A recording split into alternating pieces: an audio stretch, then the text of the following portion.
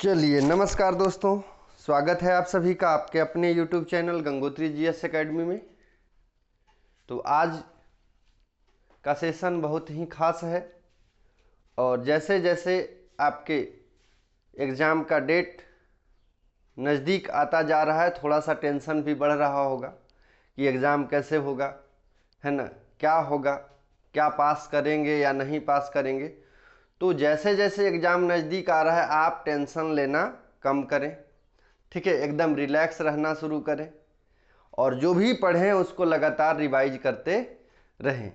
तो आज हम लोग पुनः हाजिर हैं नए सेशन के साथ और आशा करते हैं कि आप सभी स्वस्थ होंगे, मस्त होंगे और आपकी जो तैयारी है वो अंतिम चरण पर होगी और आप सभी अपने मन को व्यवस्थित कर चुके होंगे, ठीक है, कि जो भी होगा देखा जाएगा। तो चलिए आज के सेशन की शुरुआत करते हैं। आज का पहला सवाल है, आज का पहला सवाल देखिए, लौह इस्पात उद्योग से पूछा जा रहा है। लौह इस्पात उद्योग का सवाल है। दुर्गापुर लौह इस्पात संयंत्र किस देश के सहयोग से निर्मित किया गया था या स्थापित किया गया था? तो देखिए पहला सवाल,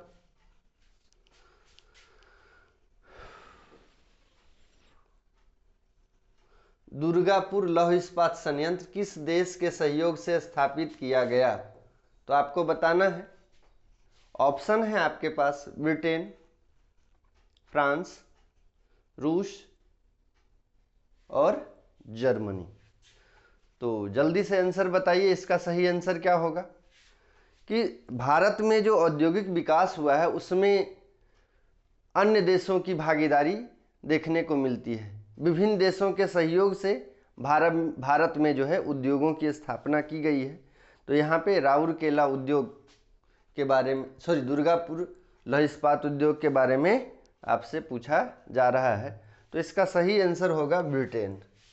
इसका सही आंसर होगा ब्रिटेन। जब हम लोग लौह इस्पात उद्योग पढ़ रहे थे, लौह इस्पात संयंत्र पढ़ रहे थे, तो उसमें किस देश के द्वारा कौन सा उद्योग की स्थापना की गई, ये सभी बातों को उसमें शामिल किया गया है। तो यदि आप क्लासेस किए होंगे तो उसमें आपका ये आंसर जरूर होगा, ठीक है। चलिए अगला सवाल, नेक्स्ट दूसरा सवाल है यहाँ दोस्तों कि पंजाब में कौन सा स्थान हौजरी उद्योग के लिए प्रसिद्ध है? ठीक है, आपको बताना है कि पंजाब में कौन सा स्थान है जो हौजरी उद्योग के लिए जाना जाता है। यदि आप सूती वस्त्र उद्योग पढ़े होंगे तो सूती वस्त्र उद्योग में ही पंजाब का जिक्र मैंने किया था कि पंजाब जो है हौजरी उद्योग के लिए जाना जाता है। और कौन सा स्थान है जो हौजरी उद्योग के लिए जाना जाता है ये आप लोग को बताना है। तो इसका सही आंसर है लुधियाना। सही आंसर है लुधियाना। तो पंजाब का जो लुधियाना शहर है वो हौजरी उद्योग के लिए जाना जाता है। इसके अलावे ऊनी वस्त्र उद्योग के लिए भी पंजाब जाना जाता है। ओसवाल, धारीवाल, ये सभी का नाम आप लोग सुने होंगे। तो दूसरा नंबर क्वेश्चन का आंसर लुधियाना हो जाएगा, ठीक है। हौजरी उद्योग के लिए पंजाब का लुधियाना शहर जो है प्रसिद्ध माना जाता है। चलिए अगला सवाल, निम्नलिखित में से किस एक को भारतीय जनसंख्या के इतिहास में महान विभाजक वर्ष कहा जाता है? ये देखिए जनसंख्या से संबंधित, जनगणना से संबंधित सवाल है। तो पूछा जा रहा है कि निम्नलिखित वर्षों में से किस एक को भारतीय जनगणना के इतिहास में महान विभाजक वर्ष, ध्यान रखिएगा, महान विभाजक वर्ष किसे कहा जाता है? महान विभाजक वर्ष। यदि आप भारतीय जनगणना के इतिहास को पढ़े होंगे या भारतीय जनगणना के डेटा को देखे होंगे तो देखिएगा कि 1911 से 1911 से 21 का पीरियड जो है, इस समय जो है भारत में ऋणात्मक वृद्धि दर है ना, ऋणात्मक वृद्धि दर दर्ज की गई। इससे पहले भी धनात्मक वृद्धि दर, पॉजिटिव ग्रोथ रेट देखा गया है, इसके बाद भी पॉजिटिव ग्रोथ रेट देखा गया है। लेकिन 1911 से 1921 का जो पीरियड है उसमें भारतीय जनगणना में ऋणात्मक वृद्धि दर दर्ज की गई है। ठीक है, तो इसी के कारण 1921 का जो पीरियड है उसको महान जनगणना विभाजक वर्ष कहा जाता है। ठीक है, तो इसका सही आंसर हो जाएगा ए 1921। ठीक है, ये काफी ज्यादा महत्वपूर्ण सवाल है, कई बार एग्जाम में पूछा गया है। ठीक है, कई बार एग्जाम में पूछा गया है, तो याद रखिएगा तीसरा नंबर क्वेश्चन का आंसर ए है 1921। चलिए अगला सवाल, लोकतक शक्ति परियोजना निम्नलिखित में किस राज्य में स्थित है? चलिए आपको बताना है कि लोकतक शक्ति परियोजना निम्नलिखित में से किस राज्य में स्थित है। आपके पास ऑप्शन है केरल, मणिपुर, मेघालय और बंगाल। तो सही आंसर बताना है दोस्तों, इसका सही आंसर क्या होगा?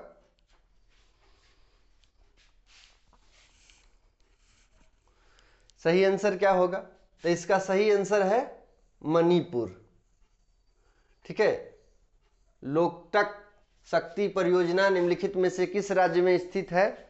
तो मणिपुर में स्थित है। ठीक है, याद रखिएगा। अगला सवाल,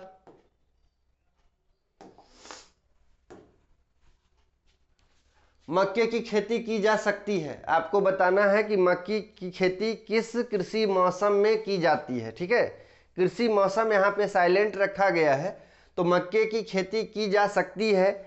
दूसरे शब्दों में यदि पूछा जाए तो आप इस सवाल को इस संदर्भ में भी देख सकते हैं कि मक्का किस कृषि मौसम का फसल है, ये भी आप बोल सकते हैं इस सवाल को देखते हुए। ठीक है, इस सवाल के भाव को देखते हुए हम आपको बता रहे हैं।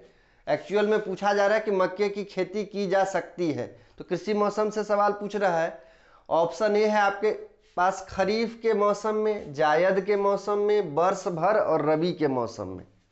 ठीक है, खरीफ के मौसम में, जायद के मौसम में, वर्ष भर और रबी के मौसम में। तो इसका सही आंसर होगा खरीफ के मौसम में। ठीक है, मक्के की खेती खरीफ के मौसम में की जाती है, यानी मक्का जो है वो खरीफ फसल माना जाता है। ठीक है, मक्का जो है खरीफ फसल माना जाता है। आप लोग जानते हैं कि भारत में जो कृषि मौसम है वो 3 वर्गों में वर्गीकृत किया गया है। खरीफ फसल, ठीक है, इसके अलावे रबी फसल और जायद। ठीक है, फसलों का भी वर्गीकरण इसके आधार पर है, और ये कृषि मौसम के आधार पर आप बोल सकते हैं। इसके अलावे फसलों का वर्गीकरण खाद्य फसलें, नगदी फसलें, इस प्रकार से वर्गीकरण भी किया गया है। तो याद रखिएगा 5 का आंसर क्या होगा? ए होगा। अगला सवाल देखिए, अगला सवाल है काकरापारा परमाणु शक्ति। काकरापार परमाणु शक्ति केंद्र निम्नलिखित में से किस राज्य में है? तो काकरापारा जो है, काकरापार लिखा हुआ है, काकरापारा होता है। काकरापारा परमाणु शक्ति केंद्र किस राज्य में है? ऑप्शन है कर्नाटक, महाराष्ट्र, तमिलनाडु और गुजरात। ठीक है, ऑप्शन है कर्नाटक, महाराष्ट्र, तमिलनाडु और गुजरात। तो इसका सही आंसर बताइए। तो काकरापारा परमाणु शक्ति केंद्र जो है गुजरात में है। ये सब सवाल आपका गलती नहीं होना चाहिए। ठीक है, कभी भी ये सवाल गलत नहीं होना चाहिए। ठीक है, ये सब प्रोमिनेंट सवाल है जो कई एग्जाम में पूछा जाता है। इसके अलावे यदि आप इस चैनल पे नए हैं तो इस चैनल को सब्सक्राइब करें, दोस्तों में शेयर करें, जिससे कि नया से नया सेशन, बेहतर से बेहतर और बेहतरीन सेशन का लाभ आपको मिल सके। इसके अलावे अभी देखिए रेलवे में जो एएलपी बहाली था, ठीक है, जो लोको पायलट का बहाली था, उसका जो संख्या है लगभग 6000 के लगभग था, उसको 18000 के लगभग कर दिया गया है। आज के न्यूज़पेपर में आप देख सकते हैं। तो जो लोग एएलपी की तैयारी कर रहे थे या एएलपी लोको पायलट के लिए इच्छुक हैं, तो वो अपने तैयारी को नया आयाम दे सकते हैं, ठीक है, उसको तीव्र कर सकते हैं, क्योंकि अभी ऐसा आदेश दिया गया है कि 1 सप्ताह के अंदर सारा ब्यौरा लिया जाए।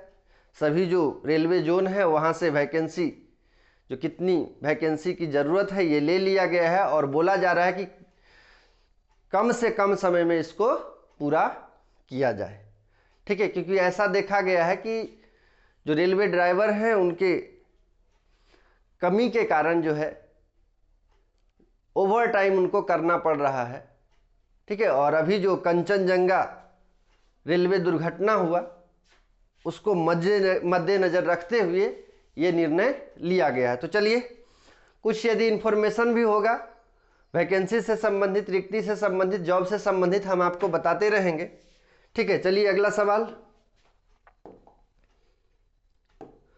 निम्न में किस राज्य में केसर का उत्पादन सबसे अधिक होता है? आपको बताना है कि केसर का उत्पादन सबसे अधिक कहां होता है।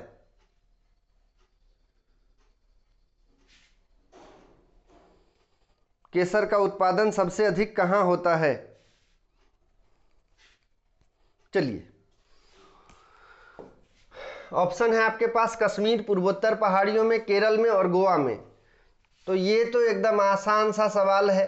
केसर की खेती के लिए जाना जाता है कौन सा? कश्मीर। और कश्मीर में करीबा निक्षेप आप लोग को पता है, करीबा निक्षेप याद रखिएगा, ठीक है।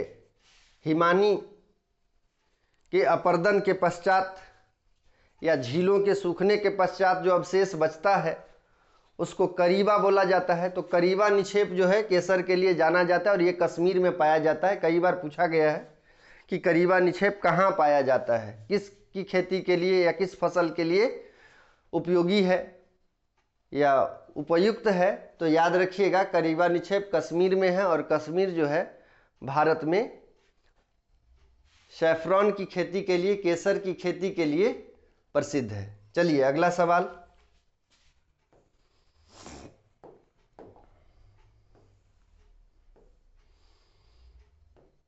केंद्रीय शुष्क भूमि खेती अनुसंधान संस्थान कहाँ अवस्थित है? आपको बताना है केंद्रीय शुष्क भूमि खेती अनुसंधान संस्थान कहाँ अवस्थित है। ऑप्शन है आपके पास बेंगलोर, नई दिल्ली, झांसी, हैदराबाद, ठीक है। बेंगलोर, नई दिल्ली, झांसी, हैदराबाद। तो इसका सही आंसर होगा हैदराबाद। इसका सही आंसर है हैदराबाद। तो केंद्रीय शुष्क भूमि खेती अनुसंधान संस्थान हैदराबाद में स्थित है, ठीक है। चलिए 9 नंबर सवाल, निम्नलिखित में से कौन सा राज्य तेंदुपत्ते का मुख्य उत्पादक है? आपको तेंदुपत्ते का मुख्य उत्पादक राज्य बताना है। आपको पता है तेंदुपत्ता का उपयोग बीड़ी बनाने के लिए किया जाता है। तेंदुपत्ता का उपयोग बीड़ी बनाने के लिए किया जाता है, ठीक है। कुटीर उद्योग के अंतर्गत इसको शामिल करते हैं।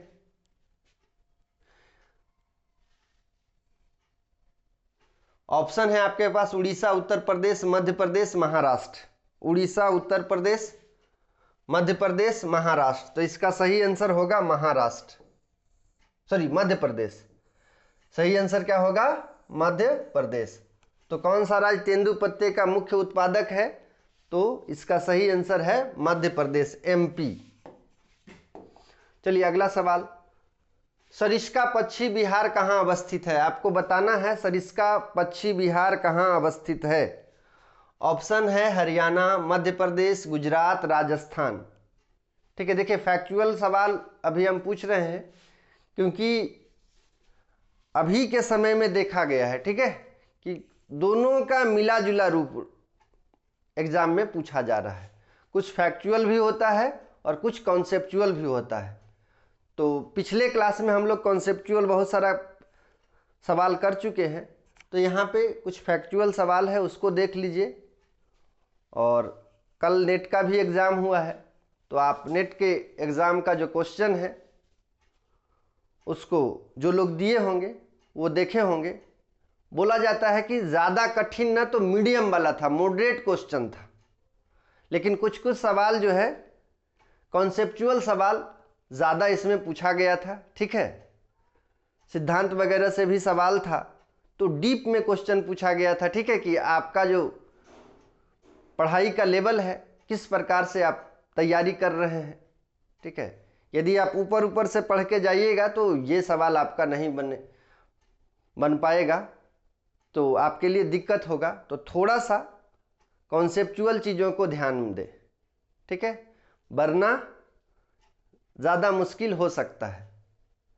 हम नेट का भी एनालिसिस जो है करेंगे। हाँ, पूरा एक ही साथ तो 100 क्वेश्चन को नहीं करेंगे, तो 20-25 क्वेश्चन करके, जैसे अभी हम लोग क्लास कर रहे हैं उसी के हिसाब से हम कराने का प्रयास करेंगे। ठीक है, जिससे कि आपको ये अंदाज़ा लग जाए कि हम पास हो रहे हैं या नहीं हो रहे हैं।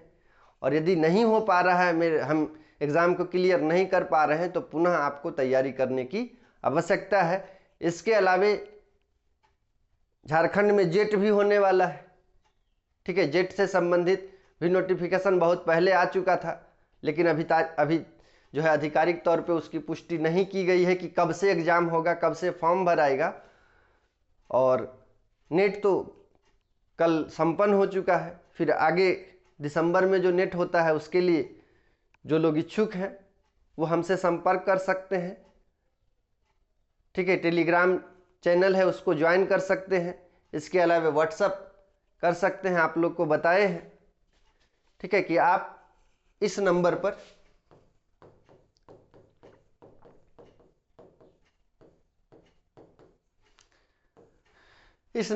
व्हाट्सएप कर सकते हैं। ठीक है, और यदि किन्हीं को नोट्स चाहिए नेट से संबंधित, तो नोट्स भी आपको मिलेगा। ठीक है, लेकिन वो जो नोट्स होगा वो पेड होगा। ठीक है, क्लासेस चाहिए तो क्लासेस भी मिलेगा। ठीक है, लेकिन वो जो नोट्स होगा वो पेड नोट्स होगा। आप इस पर व्हाट्सएप करके हमसे संपर्क कर सकते हैं। ठीक है, चलिए। तो सरिस्का पश्चिम बिहार कहाँ अवस्थित है? इसका सही आंसर राजस्थान, सही आंसर डी राजस्थान है। ठीक है, चलिए जल्दी जल्दी हम लोग सवाल करते हैं। निम्नलिखित में से किस प्रकार की मिट्टी के लिए न्यूनतम उर्वरक की आवश्यकता होती है? आपको बताना है कि किस मिट्टी के लिए कम उर्वरक की आवश्यकता होती है। आपके पास ऑप्शन है काली मिट्टी, लेटेराइट मिट्टी, जलोढ़ मिट्टी, लाल मिट्टी। ठीक है, किस प्रकार की मिट्टी के लिए न्यूनतम उर्वरक की आवश्यकता होती है, या दूसरे शब्दों में आप बोल सकते हैं कि कौन सी मिट्टी है जो ज़्यादा उपजाऊ है, किस मिट्टी की उर्वरा क्षमता सबसे अधिक है, ये भी सवाल बन सकता है। और इसका दूसरा रूप हम आपको बताए हैं। तो इसका सही आंसर है जलोढ़ मिट्टी। कभी कभी आप लोग ये भी सुने होंगे कि जलोढ़ का भी वर्गीकरण जो किया गया है उससे भी सवाल पूछ दिया जाता है।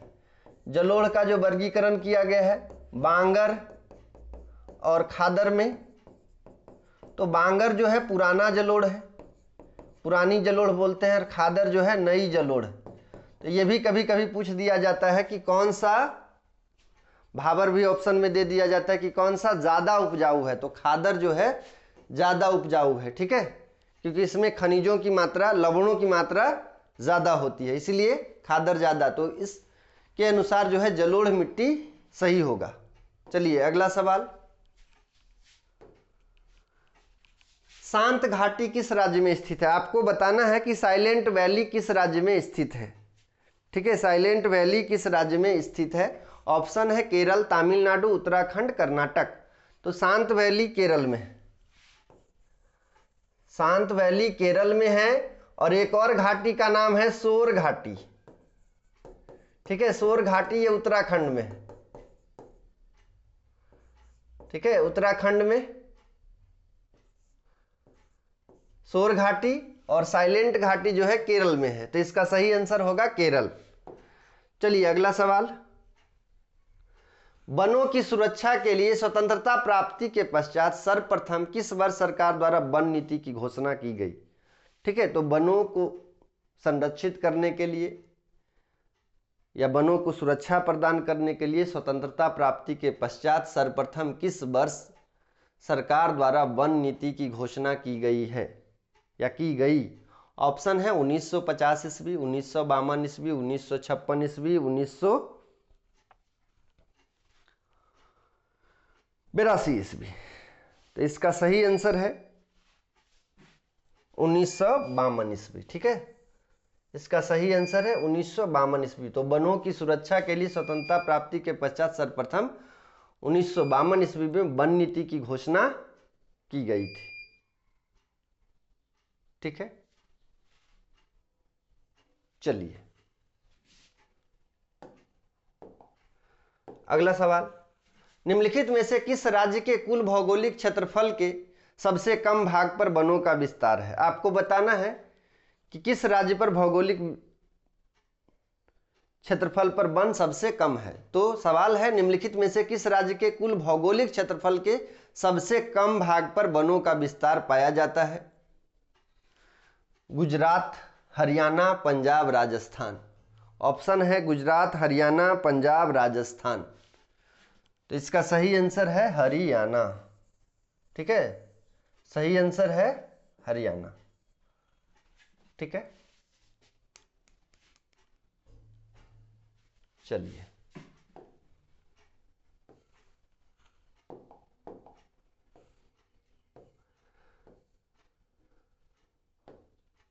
नेक्स्ट।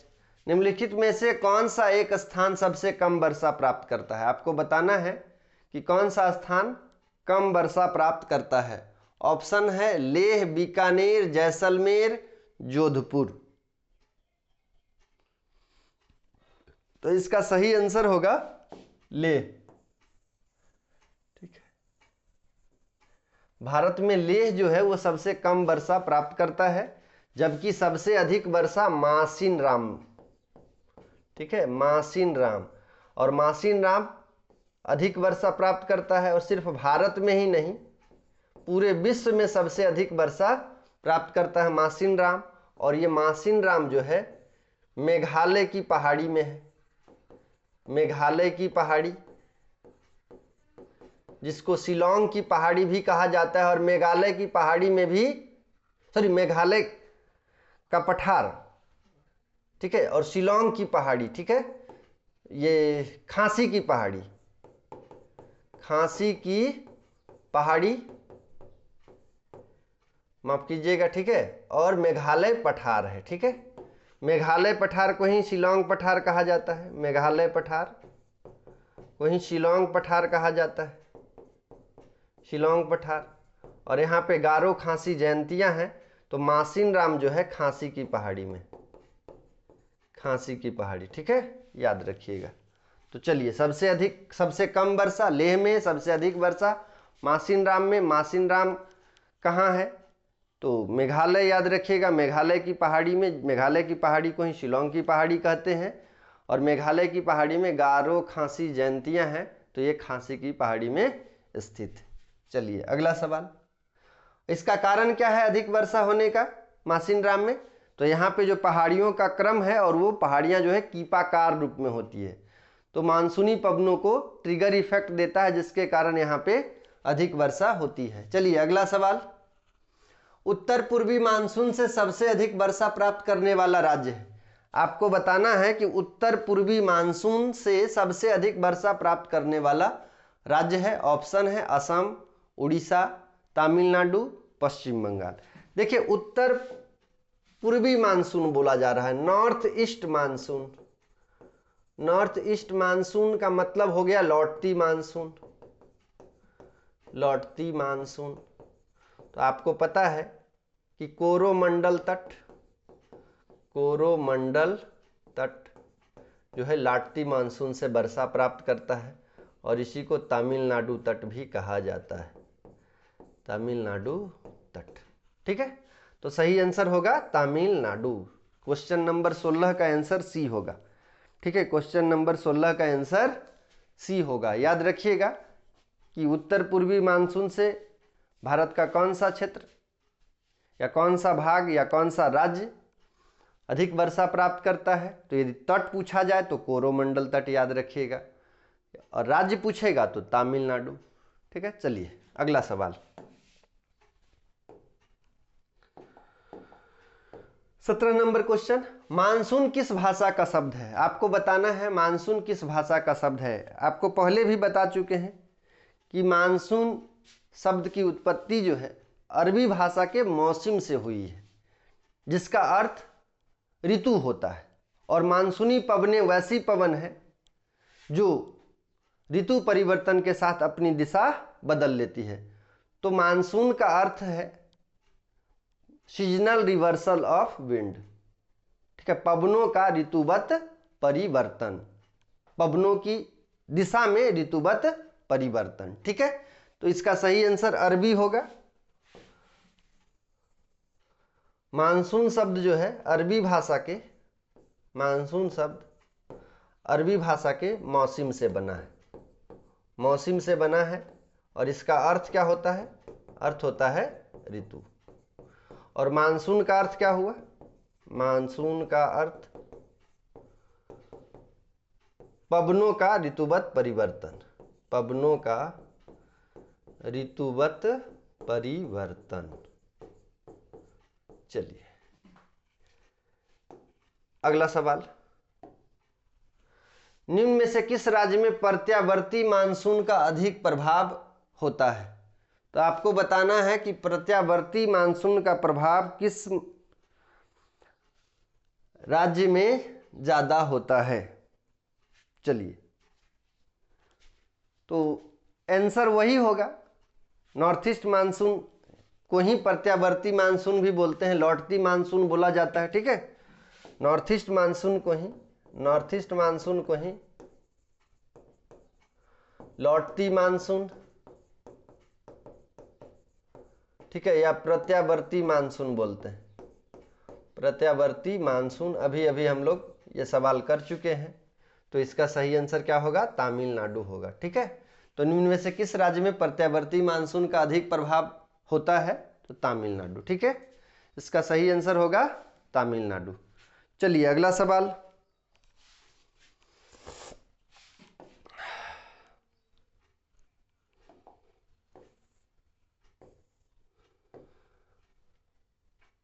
दुल्हस्ती पावर स्टेशन निम्नलिखित में से किस एक नदी पर है? आपको बताना है कि दुल्हस्ती पावर स्टेशन जो है किस नदी पर है। ऑप्शन है आपके पास ब्यास नदी, सतलज नदी, रावी नदी, चिनाब नदी। तो चलिए इसका सही आंसर दीजिए। इसका सही आंसर होगा चिनाब नदी।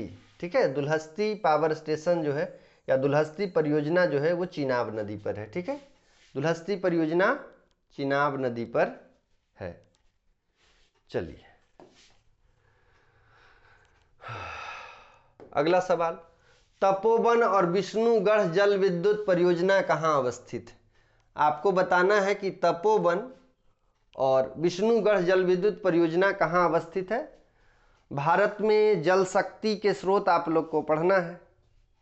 ठीक है, भारत में जल शक्ति के स्रोत आपको पढ़ना है, तो वहीं से सवाल लिया गया है। ठीक है, उसी टॉपिक से संबंधित सवाल है। तो तपोवन और विष्णुगढ़ जल विद्युत परियोजना कहाँ अवस्थित है? राज्य का नाम है ऑप्शन में मध्य प्रदेश, राजस्थान, उत्तराखंड और उत्तर प्रदेश। तो इसका सही आंसर होगा उत्तराखंड। सही आंसर होगा उत्तराखंड। ठीक है, तो तपोवन और विष्णुगढ़ जल विद्युत परियोजना उत्तराखंड में। ठीक है, इसके अलावा देखिए एक और सवाल जल विद्युत परियोजना से ही पूछ दिया जाता है, जल विद्युत शक्ति के स्रोत से पूछा जाता है कि भारत में किस नदी में, ठीक है, क्वेश्चन क्या पूछा जाता है कि भारत की किस नदी में, भारत की किस नदी में जल विद्युत क्षमता अधिक विद्यमान है, अधिक विद्यमान है या अधिक संभावना है, या अधिक संभावना है। ठीक है, तो इसका आंसर हो जाएगा ब्रह्मपुत्र नदी। कभी भी याद रखिएगा, ब्रह्मपुत्र नदी ये इसका सही आंसर होगा। ब्रह्मपुत्र नदी को भी लाल नदी के नाम से जाना जाता है। ठीक है, ब्रह्मपुत्र नदी को ही लाल नदी ब्रह्मपुत्र नदी को ही लाल नदी के नाम से जाना जाता है। तो ये भी सवाल इम्पोर्टेंट है, आपको बता दिए। आपसे ये सवाल पूछ दिया जाए कि सबसे अधिक जल विद्युत की संभावना किस नदी में है, तो ब्रह्मपुत्र नदी याद रखिएगा। चलिए अगला सवाल 21 नंबर क्वेश्चन।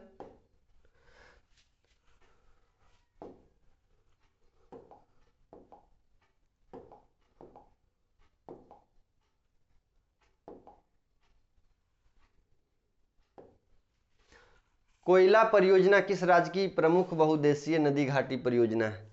आपको बताना है कोयला परियोजना किस राज्य की प्रमुख बहुउद्देशीय नदी घाटी परियोजना है। ऑप्शन है आपके पास राजस्थान, मध्य प्रदेश, गुजरात, महाराष्ट्र। ठीक है, तो इसका सही आंसर होगा डी। ठीक है, महाराष्ट्र। और शायद ये कोयला लिख दिया गया है, ठीक है, कोयना हो सकता है। कोयना परियोजना किस राज्य की प्रमुख बहुउद्देशीय नदी घाटी परियोजना है? ठीक है, तो महाराष्ट्र। ठीक है, चलिए अगला सवाल क्वेश्चन नंबर 22, 22वां सवाल है आपके सामने। जनसंख्या वृद्धि का सर्वाधिक प्रतिशत किस महाद्वीप के देशों में देखा गया है? ठीक है, जनसंख्या वृद्धि का सर्वाधिक प्रतिशत किस महाद्वीप के देशों में देखा गया है? Africa, Oceania, Latin America, Asia. ठीक है, तो जनसंख्या वृद्धि का सर्वाधिक प्रतिशत एशिया में देखा गया है। ठीक है, एशिया में।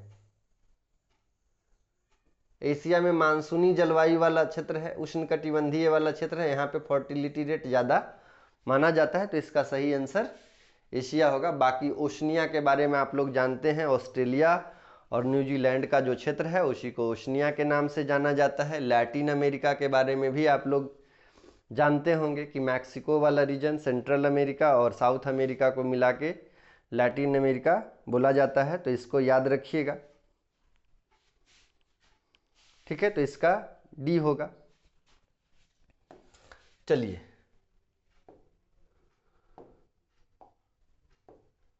अगला क्वेश्चन है 23 नंबर क्वेश्चन। निम्न सार्क देशों में सबसे घनी आबादी वाला देश है। ठीक है, सार्क देश का नाम दिया गया है, ये सभी सार्क देश का सदस्य है। ठीक है,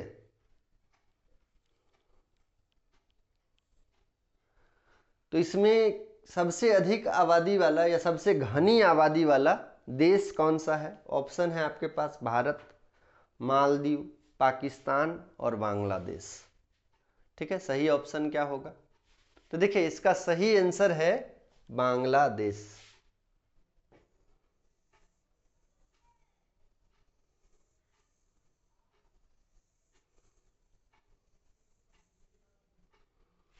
ठीक है, बांग्लादेश, तो सही आंसर बांग्लादेश है। तो 23 नंबर क्वेश्चन का आंसर डी। अगला सवाल, विश्व के किस मरुस्थल में बुशमैन नामक चलवासी जनजाति के लोग रहते हैं? तो आपको बताना है विश्व के किस मरुस्थल में बुशमैन नामक चलवासी जनजाति के लोग रहते हैं। ऑप्शन है आपका कालाहारी, सेचुरा, गोबी और सहारा। तो सही आंसर आप लोग को बताना है बुशमैन का निवास स्थल कहाँ है या बुशमैन नामक जनजाति कहाँ पर निवास करती है। तो इसका सही आंसर है कालाहारी डेजर्ट, कालाहारी मरुस्थल। इसके अलावा एक और सवाल देखिए पूछा जाता है कि विश्व में सबसे ज़्यादा जनजातीय जनसंख्या, ठीक है, विश्व में सबसे ज़्यादा जनजातीय जनसंख्या या सर्वाधिक जनजातियाँ कहाँ पाई जाती है? सर्वाधिक जनजातियाँ कहाँ पाई जाती है? तो उसका आंसर अफ्रीका है। ठीक है, सबसे ज़्यादा जनजाति जो है, जनजातियों का प्रकार बोल सकते हैं, ठीक है। ज़्यादा जनजाति अफ्रीका में है। चलिए, या ये भी पूछा जाता है कि आदिम जनजाति कहाँ पे ज़्यादा है, अलग अलग प्रकार की जनजाति जो है वो सबसे ज़्यादा कहाँ है, तो अफ्रीका में है। चलिए, आज का सबसे लास्ट सवाल 25 नंबर क्वेश्चन। आइए, राजस्थान नहर का नया नाम बताना है आप लोग को। राजस्थान नहर का नया नाम बताना है। ऑप्शन है आपके पास महात्मा गांधी नहर, इंदिरा गांधी नहर, जवाहर नहर और सुभाष नहर। चलिए, सही आंसर बताइए। तो इसका सही आंसर है इंदिरा गांधी नहर। इंदिरा गांधी नहर, ठीक है। इंदिरा गांधी नहर को ही राजस्थान नहर बोला जाता है। राजस्थान केनाल का नाम सुने हैं, राजस्थान नहर। तो आज के लिए इतना दोस्तों, मिलते हैं नए सेशन में। धन्यवाद आप सभी को, जोहार सभी को, ठीक है। चलिए।